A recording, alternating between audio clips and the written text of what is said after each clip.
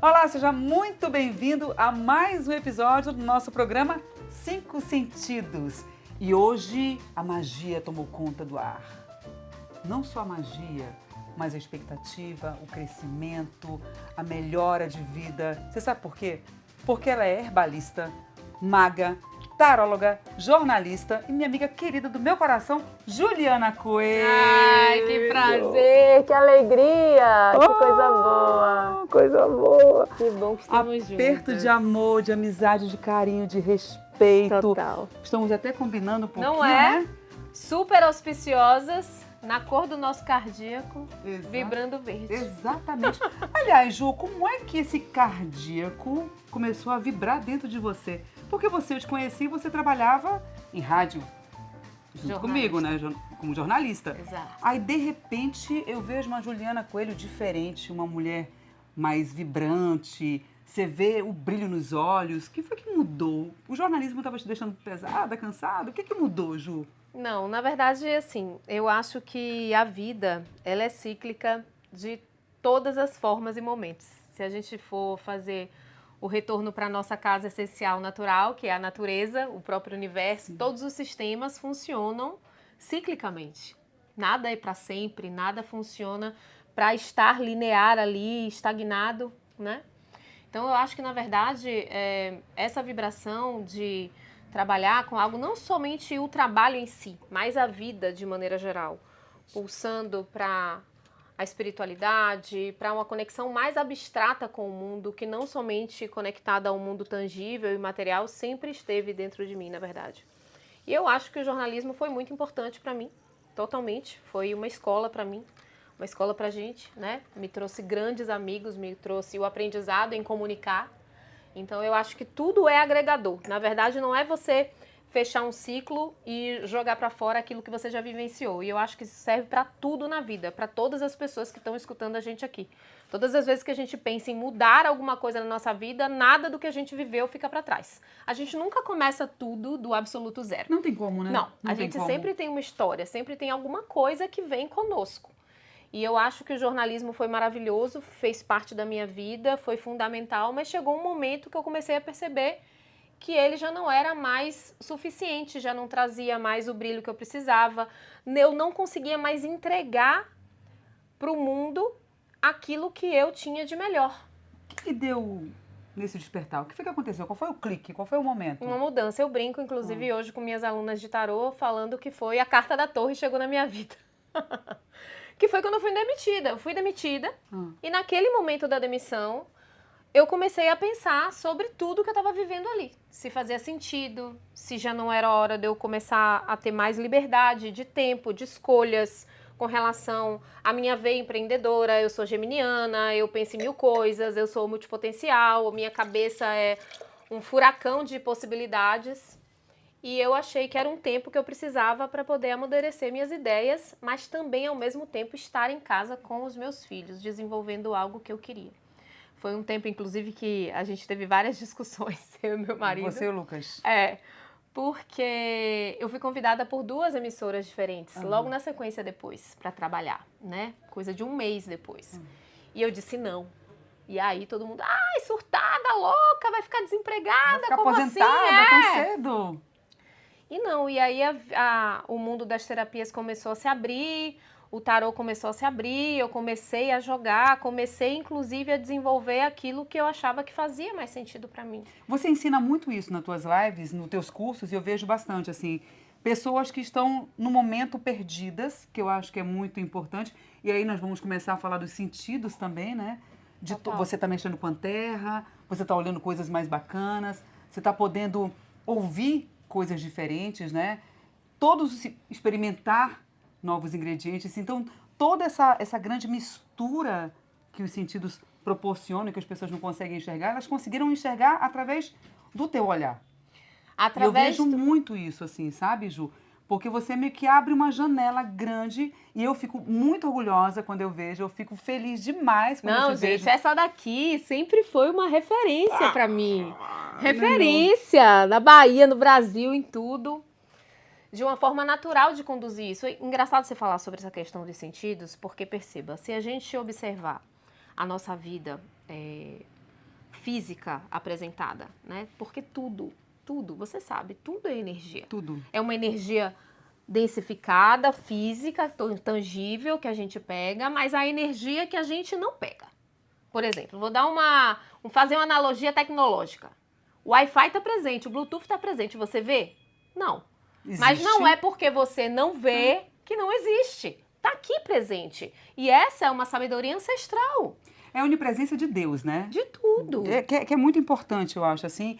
E que como você consegue descobrir coisas dentro de você e ver uma força superior que você nem imagina que tenha, né, Ju? Totalmente. Porque, voltando à história do jornalismo, quando eu te vejo galgar esse caminho de uma menina que era patricinha, ficava pensando em academia, não sei o quê, aí, de repente, eu vejo uma mulher madura, uma mulher cheia de qualidades que até então eu via, mas que elas estavam meio que escondidinhas por medo de se mostrar, de repente por medo de falar, sabe, por medo de sei lá, se expor, né? Hoje a nossa vida é uma janela muito grande, rede social está aí aberta para todo mundo falar o que quer, mas naquele exato momento você tinha um pensamento diferente dessa mulher que hoje em dia está na minha frente e que me orgulha demais. E ela, gente, eu fiquei durante muito tempo falando com a Ju, eu quero gravar com você, Ju. Você tem que entrar nas minhas temporadas, Ju. Eu precisava conversar com ela para vocês poderem ver de como a vida pode ser transformada e como você pode transformar o teu entorno, sabe, a partir das adversidades. Ela contou que ela foi demitida e que a partir daí ela teve um start, né? Talvez não naquele momento, mas aí você, na tua busca, você foi e chegou nesse exato momento, que é esse momento que você está.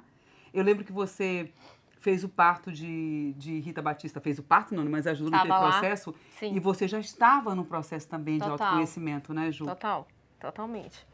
Assim, eu acredito que aquela Juliana daquele momento já guardava essa Juliana de agora. Só que, na verdade, o que a gente precisa aprender sobre a vida? Que cada coisa acontece no momento certo por conta da maturidade que você tem naquele momento. Sim. É como pensar na Dina agora, com a cabeça de hoje, com a experiência de hoje, com 20 anos de idade. Nem me fale. Naquela época, você fazia o que era possível fazer para aquela Dina. Percebe a diferença? Sim. Então agora, quando eu vejo, por exemplo, das possibilidades, o que eu enxergo, o que eu vivo e o que eu consigo passar para as minhas alunas, a gente trabalha com tarô de autocura. Então, elas conseguem fazer, dentro do processo de emanação energética, a própria cura. Mas não sou eu que estou curando ninguém. É um trabalho que elas desenvolvem para que elas possam se curar. A gente não está aqui sozinho. Independente do que você acredite, Deus, a grande deusa, eu acredito na força do universo e da força do feminino com o masculino, justamente para trazer a gente aqui. A gente faz parte desse todo, é a replicação, somos parte. Há um núcleo e desse núcleo há um sistema que gira, o seu núcleo e o sistema do seu corpo, o núcleo da Terra e o sistema da Terra, o núcleo do sistema solar e o próprio sistema solar e as galáxias e o universo. Tudo está em um movimento sistêmico. Quando a gente fica totalmente voltada para as resoluções externas, por exemplo, você falando dos sentidos. A gente tem os nossos sentidos humanos, nosso paladar, nosso tato, nossa audição, e nós temos os nossos sentidos internos. E a nossa intuição? E as vozes do inconsciente conversando com a gente? E os momentos que a gente tem, às vezes, de conexão com a espiritualidade ou com aquilo que a gente talvez não consiga explicar tão facilmente? As respostas que às vezes vêm na nossa vida, as coincidências que não são coincidências. Nada acontece por acaso. Nada acontece por acaso. As leis universais mostram pra gente que tudo aquilo que nos ocorre, de alguma maneira, foi guiado pela nossa própria energia para que a gente pudesse atrair. Você quer atrair coisas boas? Vibre alto para ressoar com o que é alto. Quando às vezes a gente está muito triste, muito deprimida, e sim, a vida é uma equação complexa. Ninguém está dizendo aqui que é simplesmente pense positivo e tudo se resolve. Não é sobre isso. Você falou sobre o cardíaco inicialmente, né?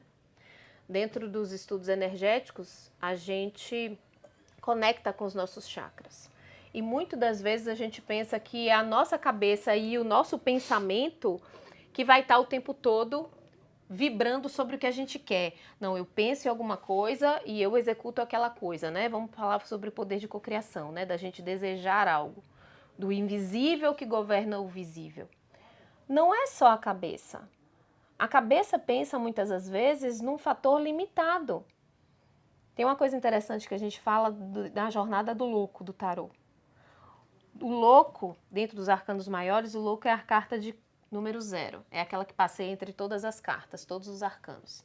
E o louco começa para chegar no mundo. Essa caminhada do louco até o mundo, que é o arcano de número 21, não é uma jogada linear, não é uma caminhada linear só de crescimento. Ele passa por muitos altos e baixos. E isso é justamente para mostrar o quê? Que a partir do que ele aprende, se ele mantém vivo dentro dele a sua centelha divina, a sua essência, aquilo que te guia, que é o seu eu, você consegue passar pelas adversidades, pelos desafios, pelos obstáculos, com muito mais força. Mais tranquilidade também, né? Também. Mais tranquilidade. Gente, eu vou beber vinho sozinha hoje porque a Ju está em jejum. É. Por que ela está em jejum? Mas a água não, então um brinde, né, Não, Ju? um brinde. Um brinde. Tchim, tchim. Jejum que faz parte também desse teu trilhar, né? Faz.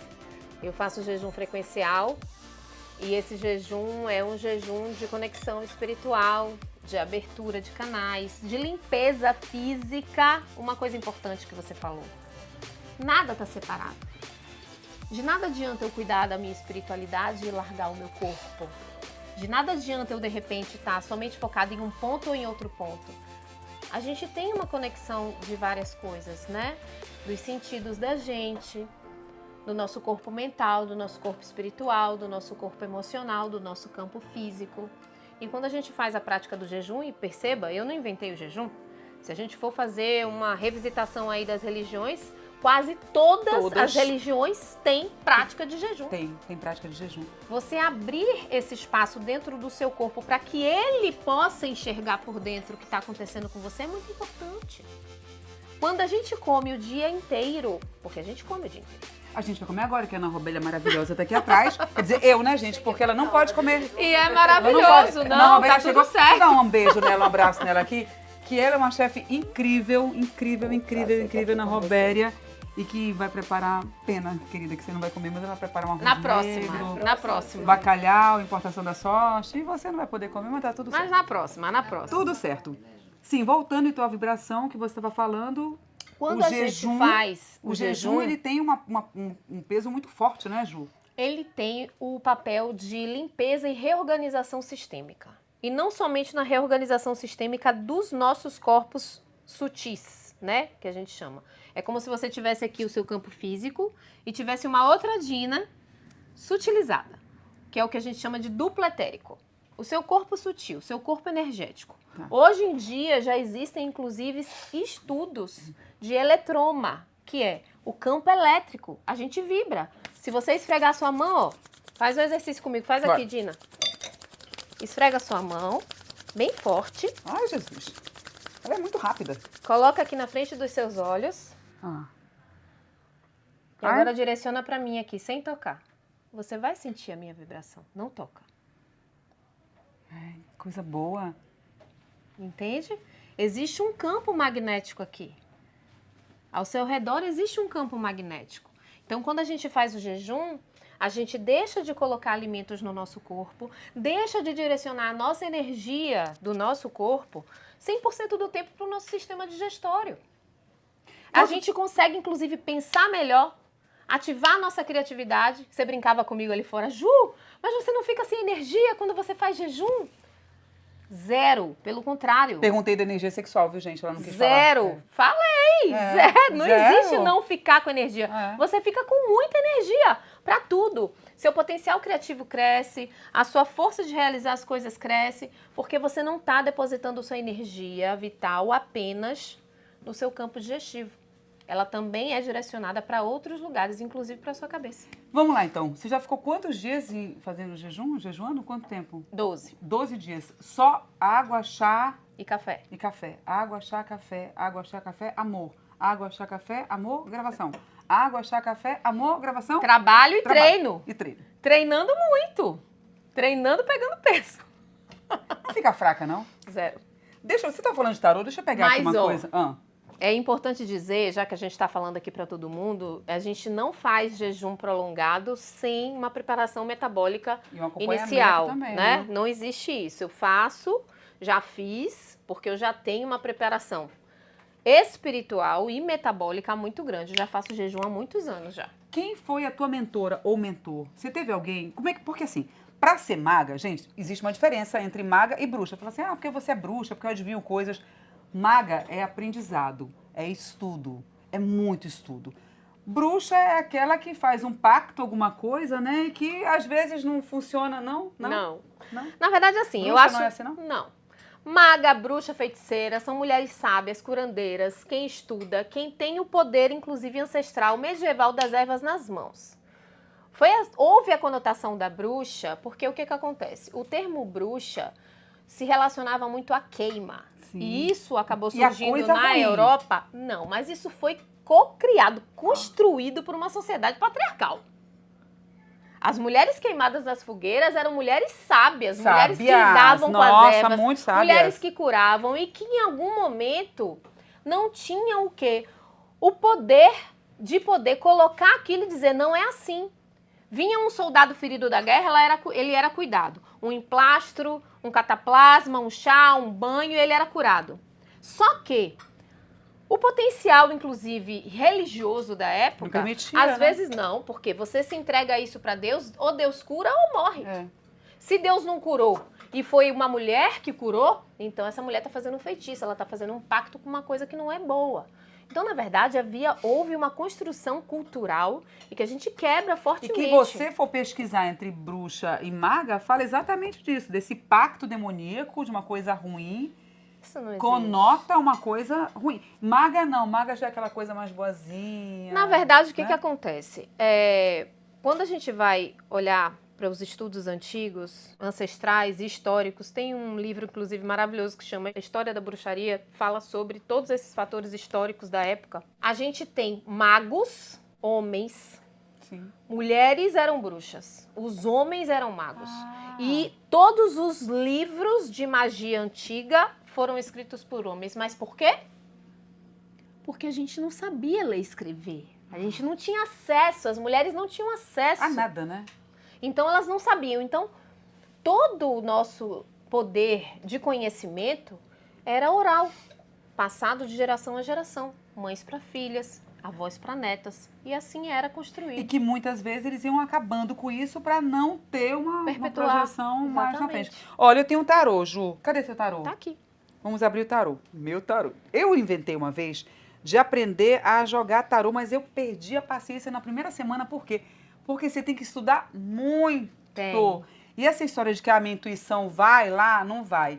Então vamos fazer o seguinte, Ju, você vai ler, a gente vai embaralhar aqui o tarô, enquanto a Ana prepara ali, que eu tô louca para comer esse arroz negro com bacalhau dela. Vou comer sozinha, a gente vai fazer uma... Pode Vamos. fazer isso? Ou o tarô tem que ter toda uma coisa? Tem uma vela acesa ali, tem que ter todo um preparo, né? Tem que ter um paninho ou não? Geralmente, sim. E aqui? Quer tirar um daqui do meu? Vou Eu tirar do abro e teu. você tira? Vou tirar. O meu fica aqui, eu quero que você tire do meu também. Vou Bora, tirar. campo energético, vai lá, meu filho, funciona. Vai. Funciona. Você demorou muito tempo aprendendo pra jogar, assim, de estudo para aprender a jogar tarô? Muito tempo? Na verdade, assim, a primeira vez que eu tive conexão com o tarô, eu tinha 16 anos de idade. De lá pra cá, ele sempre fez parte da minha vida, não de uma forma tão profunda.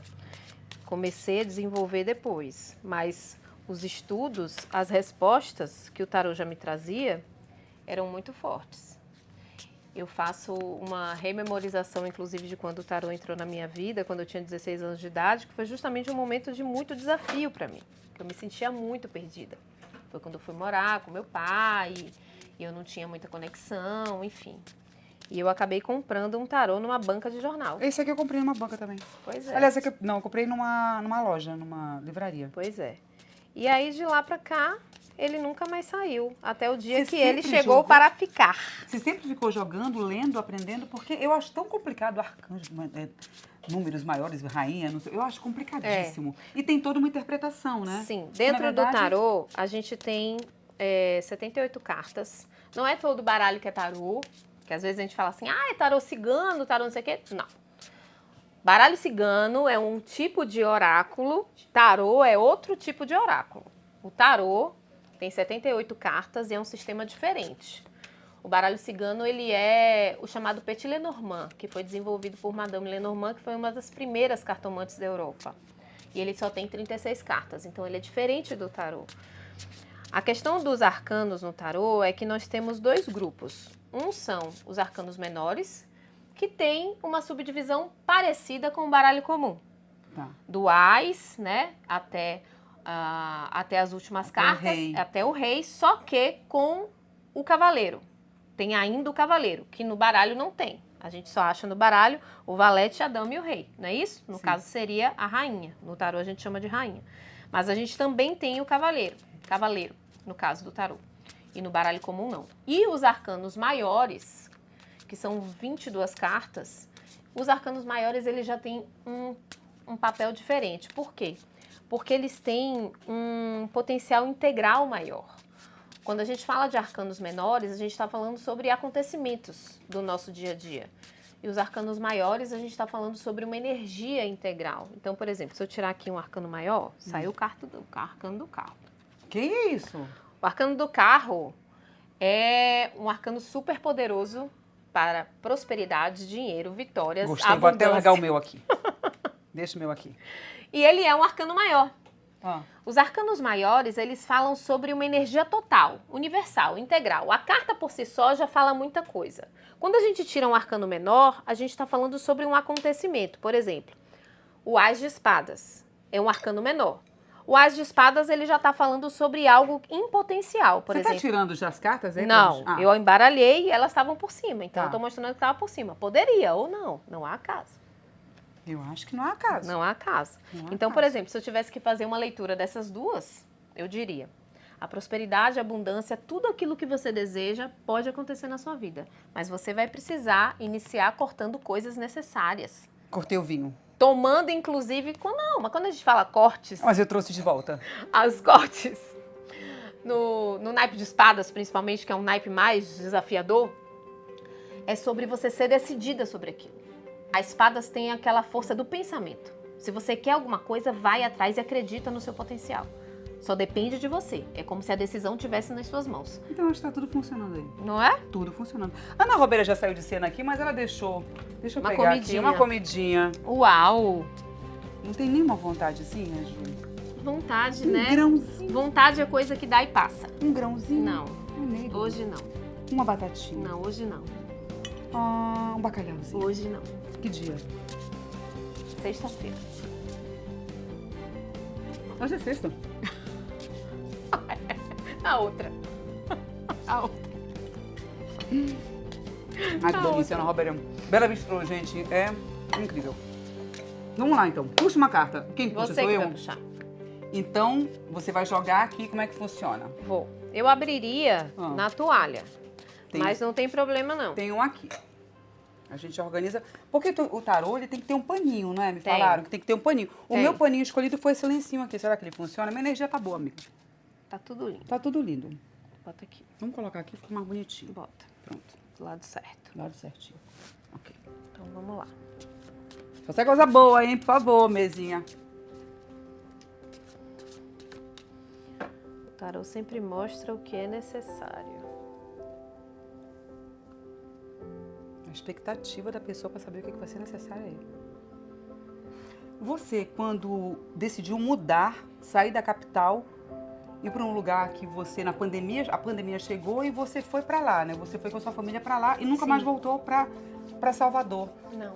E isso te deu a chance de ter uma conexão maior com a terra, com o ar, aquele lugar que vocês moram é lindo, né? Com a natureza, com uma lagoa na frente, quer dizer, você tem todos os elementos próximos de você. Isso te facilitou, Ju, nessa tua busca, nesse teu caminho? Sim. Não somente facilitou, mas eu acho que foi um chamado mesmo. Porque eu não imaginava que eu ia morar lá. Não imaginava que eu ia sair, por exemplo, da cidade. Não é uma coisa do tipo, eu quero ou eu não quero. Simplesmente não pensava sobre isso. E quando aconteceu, foi algo que como se sempre tivesse que ter sido daquela forma. Tanto é que hoje eu não me imagino. Claro que o trabalho facilita todo o processo, né? A gente tem que ter... tem as suas facilidades e também algumas dificuldades, alguns desafios. Mas assim, nada supera o que a gente consegue viver lá, aquilo que eu aprendo todos os dias lá, a vida que a gente constrói lá. Então eu acho que estar perto da natureza hoje para mim é fundamental. E as crianças gostam também, né? As Amam, crianças adoram. Amam. Vamos lá, abre aqui. Ó, se concentra.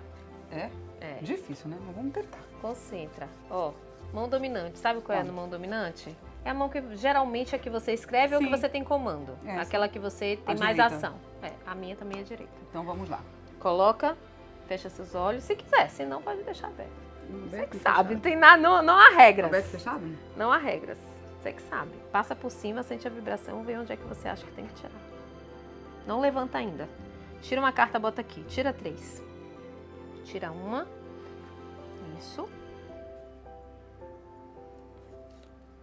Tem história de você fazer em cruz também? Tem. Existem, né? Tem vários coisas. métodos de tiragem diferentes. Mas o método que eu desenvolvi, eu tenho um método próprio, que se chama tarô frequencial. O que é tarô frequencial que se fala tanto? Pronto. Ju? O tarô frequencial é um método que eu desenvolvi de cura a partir das formas, dos símbolos. O que acontece? Na geometria sagrada, quando a gente faz os estudos do universo, tudo tem um potencial perfeito de desenho e ligação. E eu desenvolvi um método que a gente une a leitura do tarô através de todo o inconsciente que o tarô traz, porque eu brinco que o tarô não é o baralho. Aqui, ó, vou fazer uma brincadeira aqui. O tarô não é o baralho. A gente está aqui no nosso plano consciente, no nosso plano objetivo, a gente conversando. O tarô é o que está aqui. Ele traz daqui do plano inconsciente aquilo que precisa vir à tona, vir à luz. Então é como se fosse a mensagem. Ele traz a mensagem para a luz.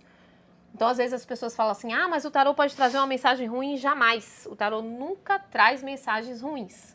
Ele sempre traz aquilo que você precisa enxergar. Às vezes a gente não está aberto a enxergar as coisas e a gente não quer olhar a verdade. Aí o tarô vai lá e mostra. Então quando a gente une, por exemplo, eu trouxe aqui para te mostrar, ó. A gente usa no tarô frequencial os símbolos da geometria sagrada. Eu tenho 2 diagramas sagrados aqui que a gente usa em potenciais de cura. Esse aqui é o nosso decágono triplo. Ele é utilizado para aumentar uma vibração, potencializar uma vibração. Então, digamos que você queira aumentar alguma coisa na sua vida, um potencial. Uma água curativa, um floral, um óleo essencial, um cristal, por exemplo. Trouxe até aqui, ó, para mostrar, aproveito para já mostrar tudo. Digamos que eu queira potencializar a energia de um cristal. Eu vou e coloco aqui, ó, dentro do decágono, porque ele tem essa força de potencializar. Eu quero acelerar um processo. Coloco dentro do turbilhão. O turbilhão tem o potencial de acelerar processos. E a gente une com o tarô e as leituras energéticas. Como é que a gente faz a leitura energética? Através do pêndulo. Pêndulo. Mas vem cá, isso aqui você tirou do bolso. Anda Sim. com você? Isso aqui é pra quê? Prosperidade e abundância. Auspicioso. Auspiciosíssimo. Manda pra cá, super. por favor. Esse Vou dar uma pra você. Essa aqui já tá aqui guardadinha. Viu? Vamos lá, então, que eu tô curiosa com esse tarô. Que lindo teu tarô, por falar nisso, viu? Gostou? Lindo ele. Já começamos com uma carta maravilhosa. Uma carta boa também. E essa que é para se pensar. Você começou tirando a carta da Lua. A carta da Lua fala sobre os seus próprios mistérios. Se a gente fosse falar sobre uma história a partir dessa carta da Lua, é como se esse arcano estivesse dizendo assim, olha, existe um olho que tudo vê e que precisa estar cada vez mais aberto a levar para fora aquilo que tem dentro de você. O arcano da Lua é um arcano que fala sobre os mistérios que a gente guarda dentro da gente e às vezes os medos que empatam a gente de seguir algo que seja maior. Quando a gente se questiona muito, será que vai dar certo? Será que é pra mim? Será que tá Coloca bom? em dúvida, né? Coloca a dúvida, aquilo que você intuitivamente já sabe que é o que pode ser o seu caminho. Porque também a vida é experimentação, né? A gente não, o tarô não é determinista. Ele não abre um jogo para falar sobre o futuro e chega para você e fala, olha, vai ser assim. Não. Ele abre para você possibilidades. Te faz pensar. O universo é tão maravilhoso que ele entrega pra gente sempre duas esferas. A esfera do destino e a esfera do livre-arbítrio. A esfera do destino, por exemplo, a família que você nasceu, as suas irmãs, as pessoas que você tem ao seu redor, o lugar onde você nasceu. Você não tinha ainda consciência madura quando você nasceu, mas você estava ali. O que você faz com a sua história de vida, as pessoas que cruzam seu caminho, as oportunidades, tudo o que lhe ocorre, é o seu livre-arbítrio agindo com o destino. Às vezes eu acho que o livre-arbítrio é bem burrinho. Às Faz vezes. sempre porcaria, faz sempre Porque besteira. tá inconsciente. Não é? Vivendo no Livre-arbítrio. inconsciente. Quem acha aí, gente, por favor? Livre-arbítrio é burro. Ele é burro. Nem sempre. É, mas ele é Se burro. você na maioria das trabalhar vezes. ele direitinho, não. Pois é, vou ter que fazer o meu negócio da maga aí, da busca da escola das magas aí contigo, porque realmente. Olha. Sim, então esse tá dentro de mim. Trabalhar aquilo que você precisa desenvolver dos seus próprios mistérios. Não deixar que nenhum tipo de medo te paralise. Tá. Por quê? Quando a gente tem aqui o 2 de paus, ele fala sobre você estar colocando para fora os seus desejos. Olha o mundo aqui. Paus dentro do tarô é o nosso arcano de fogo, é o nosso naipe de fogo. Então é o naipe da transmutação, é o naipe de fazer acontecer, da mudança. E o mundo aqui, ó, fala sobre inclusive outros lugares que não somente aqui o que você vive. Fala sobre suas conexões externas que você pode fazer. O que você não pode deixar lhe paralisar? Vão ter muitos desafios. Esse, o 9 de espadas, é uma carta de angústia. É uma carta que fala sobre dúvidas, é uma carta que fala sobre uma criação inconsciente de uma coisa que não existe, mas que você pode pensar que existe e com isso você não fazer algo. São os teus medos. É. Os medos, as crenças limitantes. As espadas aqui são todos os medos que ficam atrás Olha da só gente. como é que... Olha, A própria imagem já fala. É tudo na sua cabeça. Percebe como tá tudo na cabeça? Porque, na verdade, não é que isso exista de fato. Mas se você deixar que os medos comandem esse jogo, aquilo que está dentro dos seus mistérios e que você pode colocar para fora, o mundo que você vai conquistar, será paralisado. Paralisado por conta dos medos que É. sente. E é como eu falei, a vida é uma equação complexa. Nada vem como se fosse um desenho perfeito para você traçar e seguir e chegar no lugar que você quer. Você vai ter obstáculos. E o que é que você tem que fazer? Vencer esses obstáculos mentalmente. Vamos fazer o seguinte? Vamos vencê-los juntas, porque agora, minha filha, Escola das Magas, estou junto. Última carta aqui para a gente poder finalizar. Bom, enquanto você está aí, né? Quer fazendo tirar a uma? Quero tirar uma última. Te dizer o seguinte, Ju. Diga. Mais uma vez, Ju, você me dá muito orgulho te vendo falar assim. Coisa linda. Te juro que é muito emocionante para mim, sabia? Tira uma carta, Ver venha. como você tá num Você momento... é maravilhosa. Num momento... Nós somos maravilhosas. Nós somos maravilhosas. Vamos lá. Vou pensando aqui o quê? Uma carta de fechamento, uma carta de energia, de Vamos mensagem. Lá, vamos lá, vai ser você. Que é esse coração sangrando? Meu Deus! Coração 3 de sangrando. espadas. Calma. Tá. O 3 de espadas fala sobre essa carta aqui. Gente, manda essa carta embora. Não quero mais saber dessa O carta. 3 de espadas fala sobre você seguir sem deixar que nada que tenha ocorrido na sua vida ou dentro dos seus sentimentos, suas relações, impactem nada. É uma carta de cura. O 3 de espadas é uma carta de cura. Fala sobre aquilo que a gente precisa curar dentro da gente. Todas nós temos algo para curar. Às vezes uma saudade, às vezes um momento, às vezes uma pessoa, às vezes algo que aconteceu na nossa vida, ou familiar ou profissional, que possa, de alguma maneira, de vez em quando, revisitar a nossa história. Pois é. Então é como se ela chegasse para você e falasse assim, olha, perceba esse olho, olha aqui, ó, vou mostrar aqui para a câmera para eles poderem ver.